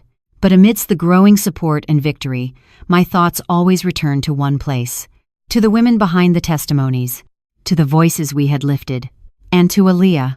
That night, as I sat beside her bed, she looked at me with tired, clear eyes. "Mama," she said quietly, "we're pushing forward." "We are," I replied. "And we won't stop." She nodded, a strength in her gaze that mirrored my own. Then she closed her eyes, and I prayed not just for the trial ahead, but for peace to settle into her heart. The next hearing would be crucial. The defense would try to spin every detail, every shard of doubt, but we were ready. Because this time, we had more than testimony. We had truth backed by evidence. And in a world that often worships wealth and status, truth was our fiercest weapon.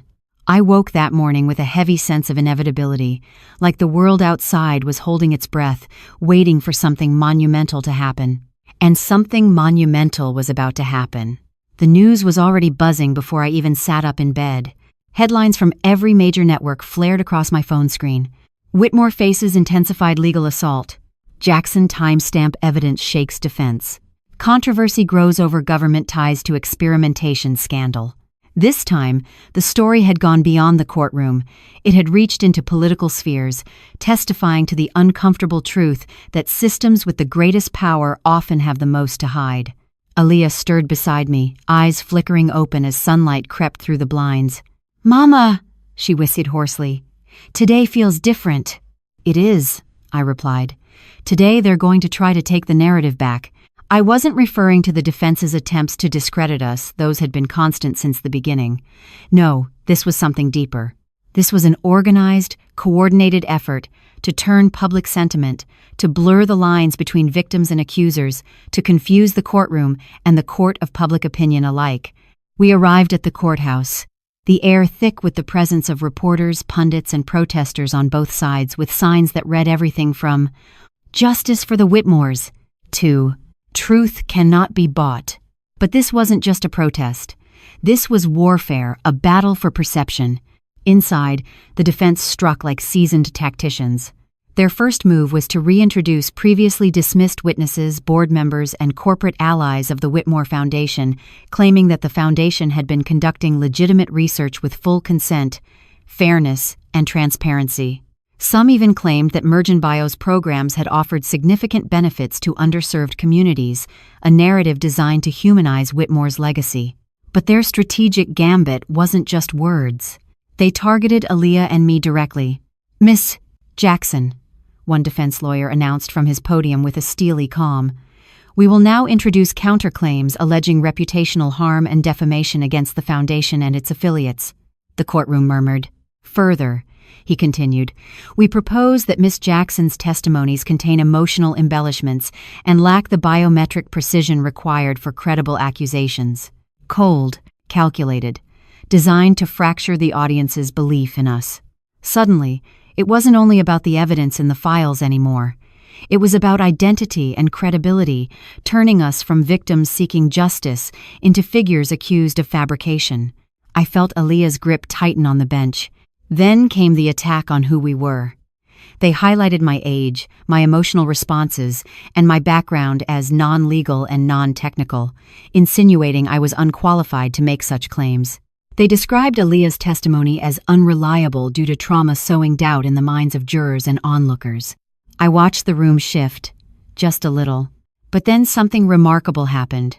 Our attorney stood, not defensive, not reactive, just poised. "Your Honor," he began, "this is not a courtroom for theater. We are not here to dispute who a person is, but what the evidence shows."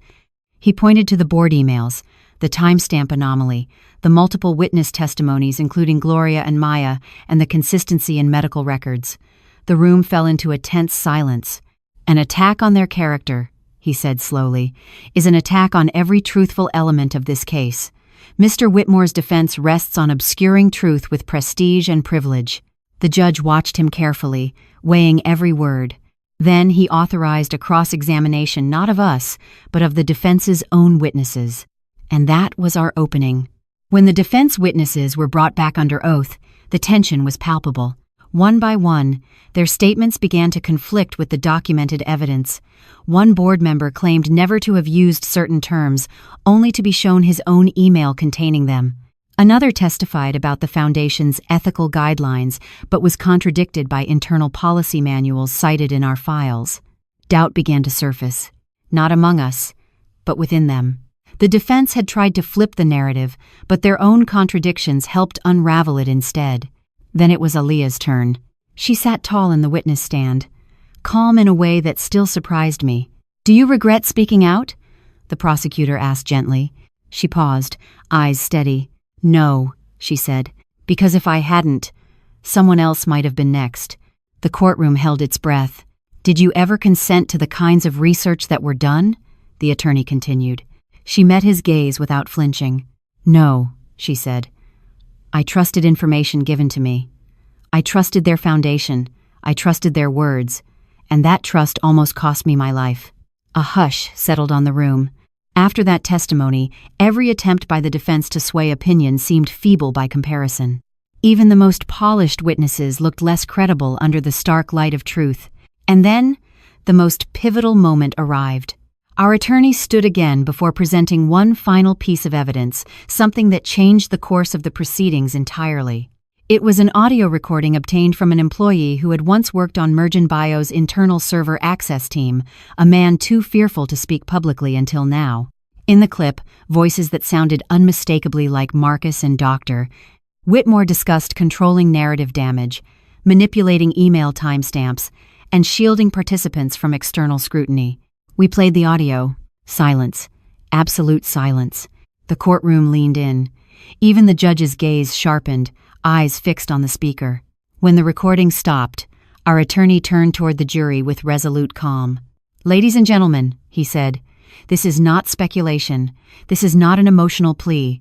This is proof of intent and coordination." The defense tried to argue technicalities, but under that weight, their own foundation began to crumble. Later, outside the courthouse, news vans swarmed. Headlines were no longer about controversy. They were about accountability. Audio evidence implicates Whitmore leaders. Courtroom silence as defense walls fall. Truth prevails amid media storm. When we stepped outside, reporters pressed for comments. I looked at Aaliyah, whose journey from victim to force of truth had changed everything. "Today," I said into the microphone, "we didn't just protect ourselves. We protected the truth. And in that, we protect any woman who deserves to be heard." Aaliyah stood beside me, nodding. And for once, I felt light. Not unburdened, but justified. Because in a world where privilege often shields the powerful, today, the truth had found a way to pierce that shield. And we were standing right at the heart of it. I knew today would be one of those days, the kind where you wake up before sunlight has fully claimed the sky, and the whole world feels like it's waiting for the first word you speak. The courthouse steps were already teeming with cameras, microphones, activists on both sides, printed signs, and a murmur of voices trying to be louder than each other.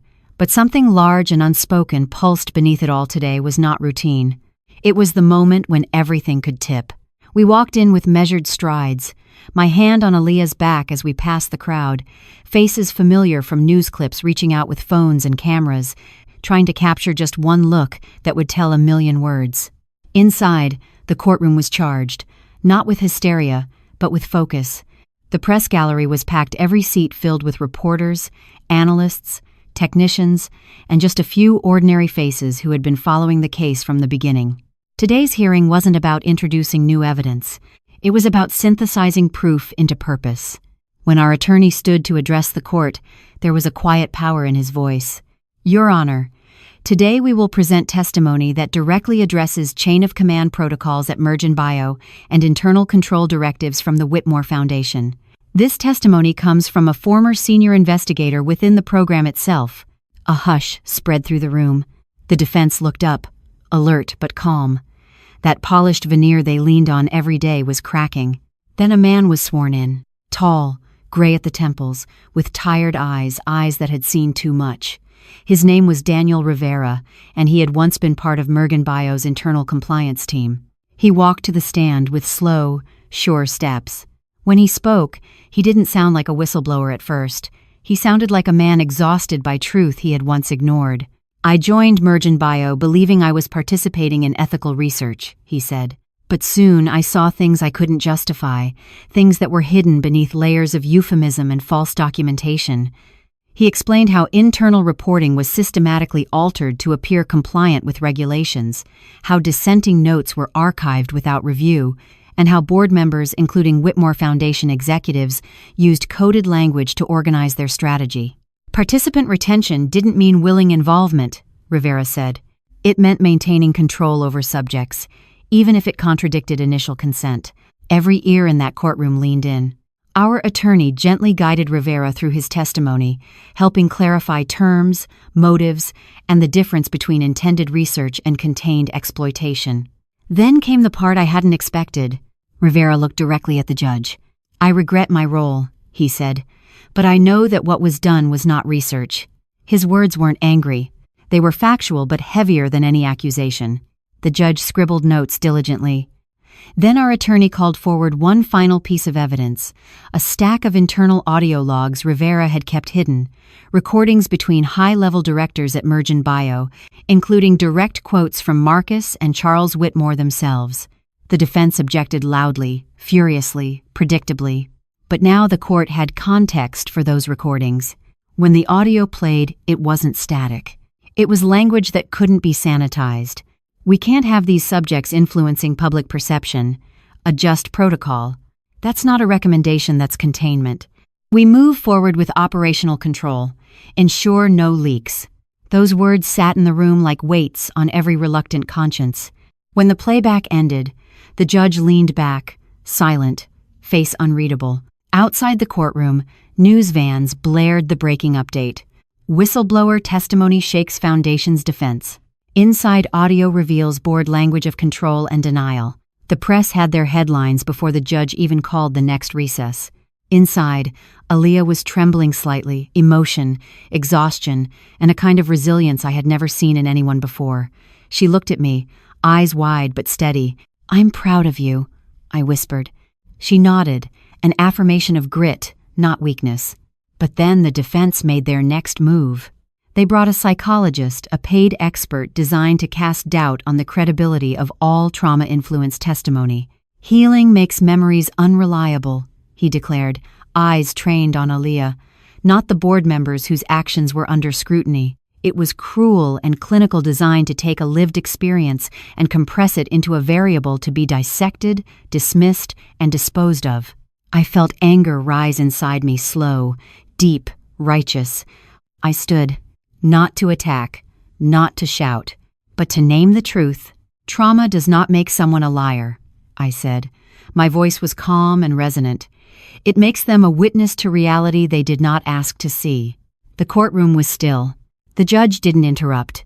The defense faltered slightly because they weren't dealing with statistics or narratives anymore. They were dealing with human truth. And truth, especially when lived in every fiber of your being, cannot be drowned out by expertise alone. When the whistleblower testimony concluded, the courtroom broke for the day. Reporters stormed us again. One asked, "Do you think today's revelations are the turning point?"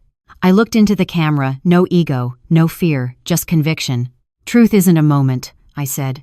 "Truth is a foundation, and today it broke through the walls they built." Aaliyah stood beside me, strong, steadfast, and undeniably real. "I'm done being afraid," she said quietly.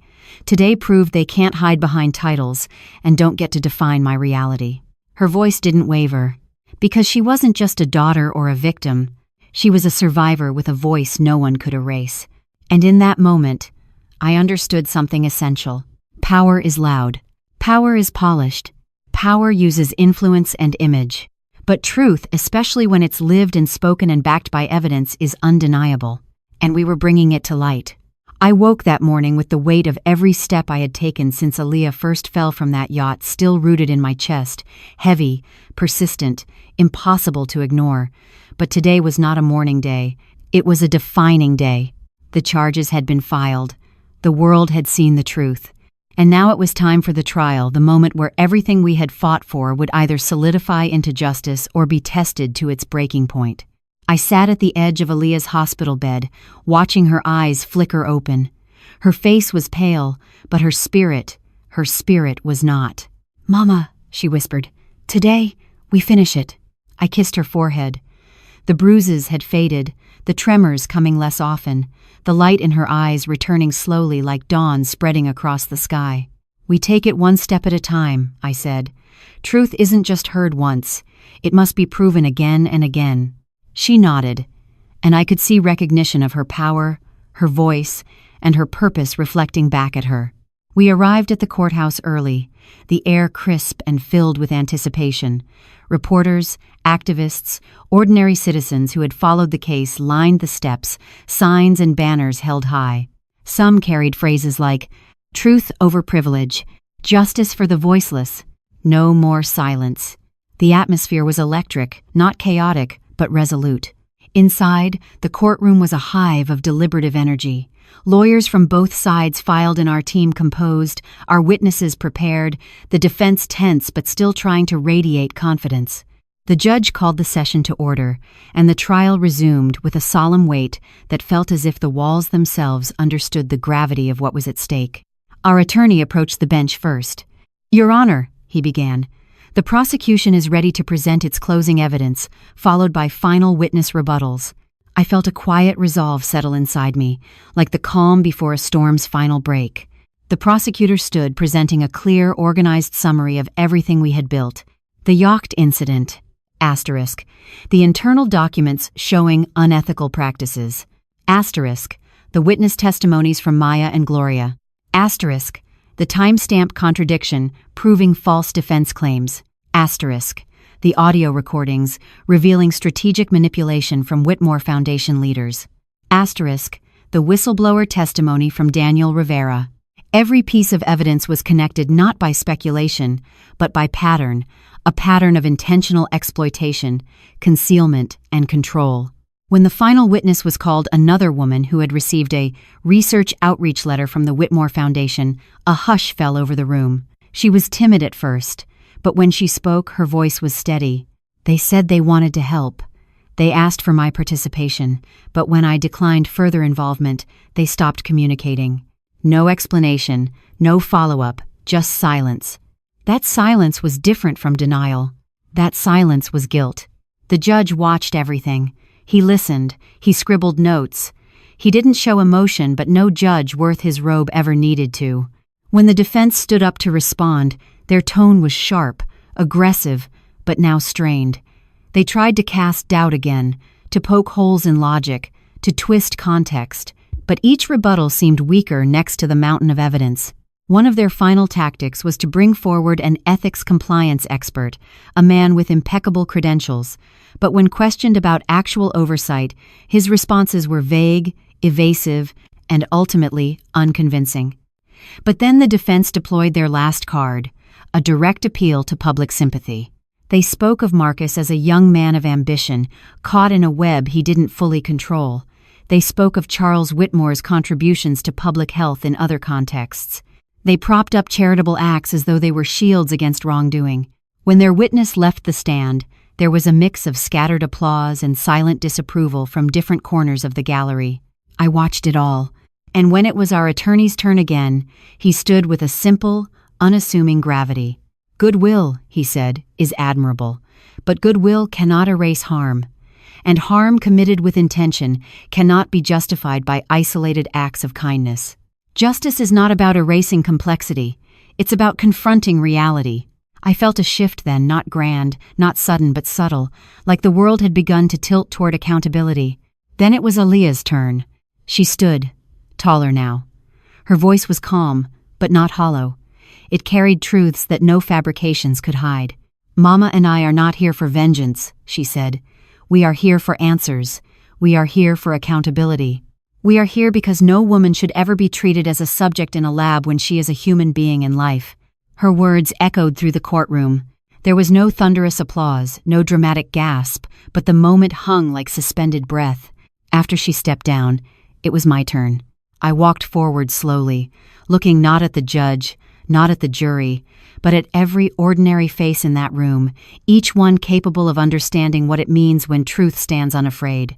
Justice isn't about hurting people, I said. It's about preventing harm from being hidden and about giving voice to those who were muted. I spoke not for accolades, not for victory, but for truth. When we exited the courtroom that afternoon, reporters swarmed us like bees drawn to sweetness. "Miss Jackson, do you believe the evidence has made its mark?" I looked into the sea of cameras and said, "Truth is persistent. What we have learned here today isn't just part of a trial, it's part of a larger reckoning on how institutions must be held accountable when they misuse trust." Aaliyah stood beside me, her presence calm but unmistakably powerful. "I want people to know this," she said. "Not just for me, but for every woman who's been ignored or silenced." And I knew then this wasn't just our battle anymore. It had become everyone's. Because truth is not a private thing. Truth is a force that refuses to be buried. Justice wasn't wrapped in fireworks or dramatic confessions. It was wrapped in ordinary faces, courage found in pain, and in the simple, undeniable strength of people who refuse to be cowed by power. That night, as I tucked Aaliyah into bed and kissed her forehead, I whispered, "We're almost there." And in her sleep-softened whisper, she said, "We already are." And for the first time in this long, hard journey, I believed it. Because justice may be slow, but truth is inevitable. I woke that morning with the sunlight seeping in just across the blinds, soft at first, like a whisper, but by the time I was pulling on my coat, it had filled the room completely, like a promise that a new kind of day was coming. Today wasn't just another hearing. This was the moment before the verdict. Everything we had built, every testimony, every document, every late night filled with research and prayers, had come down to this one final block of time before the jury retired to deliberate. I kissed Aaliyah's forehead, feeling the faint weight of fatigue there, her body still weak from all she'd endured, but her gaze sharp, guided by a determination no illness could steal. "Mama," she said softly, "whatever happens today, we did what was right." I hugged her close, feeling a wave of love and pride rise up stronger than any fear. "We stood for truth," I whispered, "and truth doesn't walk alone." We arrived at the courthouse before dawn, the city still waking up, and reporters already lining the steps as if they knew something earth-shaking was about to unfold. Once inside, the courtroom had an atmosphere that felt heavier than usual, not tense, exactly, but serious, like the air itself was aware of what was at stake. Our attorney stood before the judge with a folder thick with final rebuttals. The defense sat in a row of stiff suits that looked more tired than confident, their faces drawn under the strain of the past days. As the session began, the judge addressed the court with firm, measured tones. "Ladies and gentlemen," he said, "we are here today not to conclude guilt or innocence, but to hear final statements before the jury begins deliberation." I watched every face in the room, attorneys, reporters, even a few members of the public gallery, and I felt a quiet intensity settle into my bones. First, the prosecution presented a final summation, clear, direct, human. They didn't ask for anger. They didn't ask for revenge. They asked for justice based on the evidence. Then came the defense's final argument, one last attempt to muddy the truth with ambiguity, emphasizing reputation, intention, and the complexity of human error. And finally, it was our turn. Our attorney stood up before the court and said simply, "Justice is not a cloak you wear when it pleases you. Justice is not a shield you raise only when convenient. Justice is the courage to be truthful, even when it's unpopular, even when it's difficult, and even when the world watches." Then he stepped aside and pointed toward me. I stood, my heart steady, my voice ready. I looked at the jury, then at every person in that room who had watched us rise from victims to witnesses to advocates. "Ladies and gentlemen of the jury," I began, "I did not come here to destroy a legacy. I came here to reveal what was hidden beneath it." A hush spread, honest and reverent. It's easy to believe that people who do good things are incapable of harm. It's easy to trust the words of those with power and prestige, but power does not equate to purity. Wealth does not guarantee morality, and a legacy built on silence and shadows cannot stand when it meets the light of truth. I paused, not for effect, but to anchor every word in my soul. What happened to my daughter was not a mistake. It was not an accident. It was a moment of disregard for human dignity, a moment that cost her her child and nearly cost her her life. I felt emotion rising gently, not overwhelming, but powerful in its clarity. I do not seek revenge. I seek accountability. I seek recognition that every woman deserves dignity and protection, not exploitation and erasure. If our society allows harm to be hidden beneath status and influence, then we are no better than those who cause harm. I looked down for a moment, then back up, steady, honest, and clear. Truth is not cruel, but silence is. The room was still. Not silent, but still in the way that comes when hearts are listening. Then I sat down, and Aaliyah stood up. She walked forward with shaky strength, but her voice was unwavering. "My life changed because of what happened to me," she said. "But I am not here to tell you a tragedy. I am here to tell you a truth. A truth about how women have value beyond convenience, beyond narrative, beyond data points in a corporate file." Her voice didn't break. It resonated. And in that moment, it wasn't just her testimony. They understood she was speaking for every woman who had ever been doubted or dismissed. As she stepped down, I felt both pride and relief wash through me like a river that had run too long without release. The judge nodded, and the final statements were concluded. The jury would now deliberate. Outside the courtroom, reporters pressed in with lights and microphones, but I turned away from the glare and looked at Aaliyah instead. "We did what we came to do," I said quietly. She breathed in, exhaling slowly. "We stood for truth," she said. "And truth, once given a voice, nothing can silence it." We walked down the courthouse steps together. Cameras flashed. Questions were shouted. But all I heard was quiet. Quiet that felt like anticipation. Not fear. Not doubt. But hope. Because justice, like truth, is inevitable when it's spoken with courage, backed by evidence, and heard with understanding.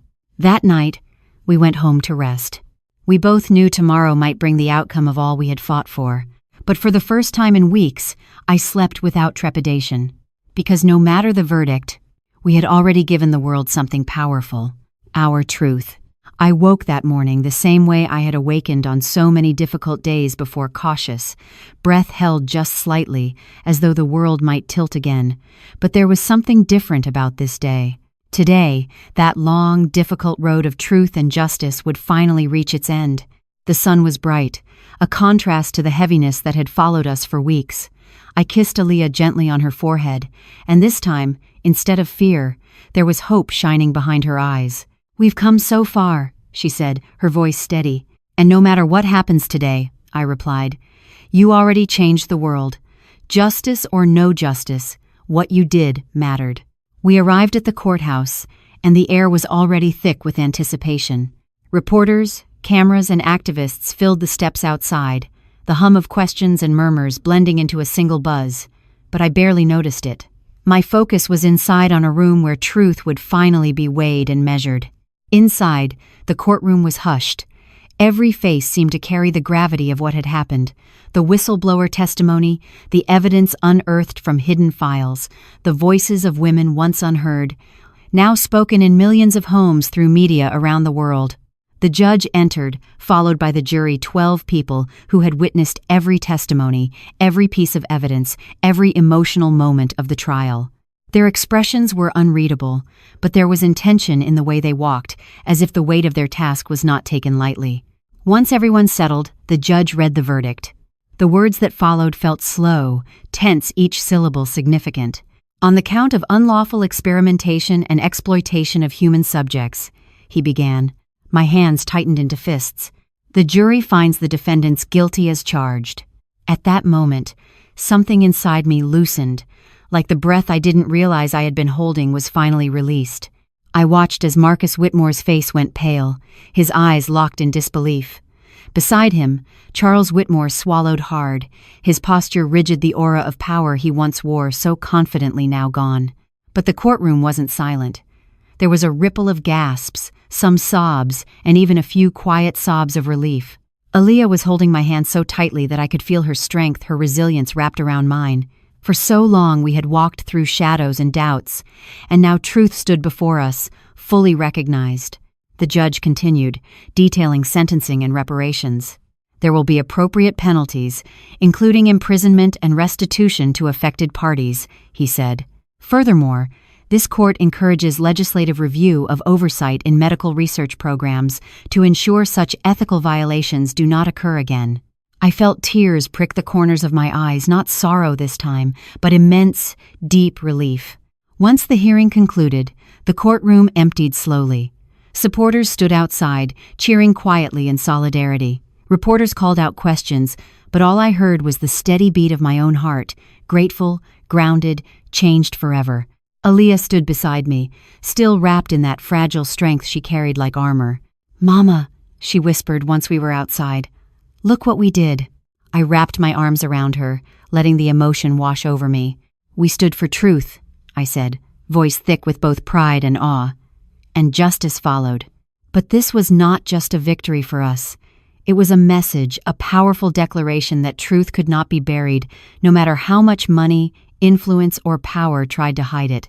In the days that followed, the world responded. News outlets ran feature stories dissecting the case. Legal experts debated its ramifications, and advocacy groups hailed it as a turning point in ethical oversight.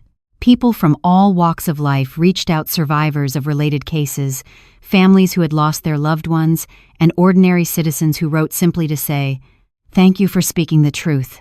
And in that flood of responses, Aaliyah and I found something unexpected connection. We realized that our pain had become a bridge to others who had walked similar paths in silence. One afternoon, Aaliyah and I visited a small community center that had formed in the wake of the case. Women gathered there, some tearful, some relieved, some full of questions about their own rights and how to speak up against injustice. One woman, her voice soft but steady, told Aaliyah, "You gave voice to something we've never talked about. Thank you for your courage." Another handed me a small card, a simple message written in careful script. "Your story gave me bravery. I am finally telling mine." What we had thought was our battle turned into a movement, one that extended far beyond the courtroom's walls. At home that night, Aaliyah and I sat together in quiet reflection. "Do you ever wonder," she asked quietly, "what life looks like after this?"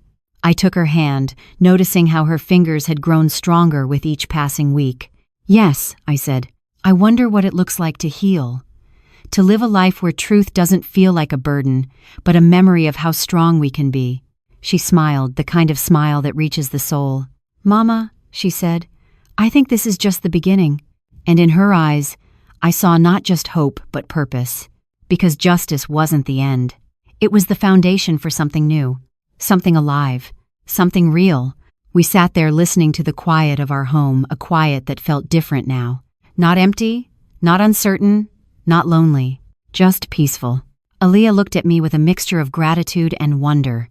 "You know," she said softly, "Mama, maybe they thought they could hide everything behind a legacy. Maybe they thought no one would ever know." I looked at her, pride swelling in my chest. "But they forgot one thing," I said. She tilted her head, curious.